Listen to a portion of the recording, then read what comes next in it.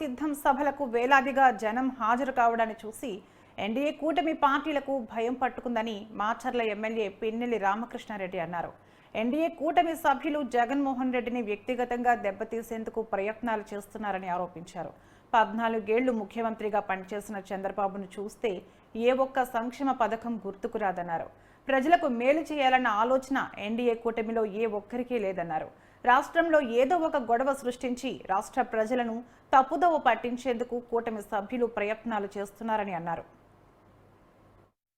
మా నాయకుడు మా ముఖ్యమంత్రిగా జగన్మోహన్ రెడ్డి గారి మీద నువ్వు భౌతికంగా దాడి చేసి ఏదో రకంగా కూడా సిద్ధం సభకు పేరుతో సిద్ధం సభలు ఆపాలని పెద్ద ఎత్తున లక్షలాది మంది ప్రజలందరూ కూడా స్వచ్ఛందంగా ఈరోజు జగన్మోహన్ రెడ్డి గారి దగ్గరికి వస్తూ ఉంటే చూసి ఓర్వలేక కూటమి పేరుతోటి మీటింగులు పెడితే జనం రాక ఫెయిల్ అవుతా ఉన్న నిస్సహాయ స్థితిలో ఈరోజు భౌతికంగా దాడి చేయడం ఎంత దుర్మార్గం అంటే ఈ రాష్ట్ర ప్రజలందరూ కూడా చూస్తూ ఉన్నారు.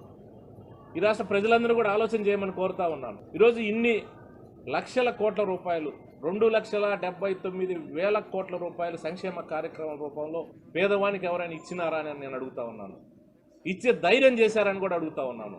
ఇవన్నీ కూడా ప్రతి పేద కుటుంబానికి సహాయం పోయిన పరిస్థితి. ఈరోజు ఒక పక్క సంక్షేమ కార్యక్రమాలు చేస్తూ ఒక పక్క అభివృద్ధి.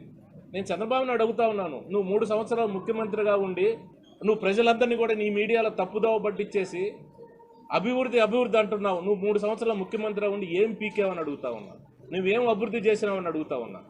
నువ్వేమి చెయ్యలేక ఈరోజు గ్లోబల్ ప్రచారం నువ్వు చేస్తా ఉన్నావు చంద్రబాబు నాయుడు. సంక్షేమ కార్యక్రమాల రూపంలో ఏవైతే డబ్బులు ఇచ్చామో ఈరోజు అభివృద్ధి కూడా చేశాం. ప్రతి గ్రామంలో గ్రామ సచివాలయాన్ని కట్టాం, ప్రతి గ్రామంలో రైతు భరోసా కేంద్రాలు కట్టాం, ప్రతి గ్రామంలో హెల్త్ సెంటర్లు కట్టాం. ఇది అభివృద్ధి కాదా?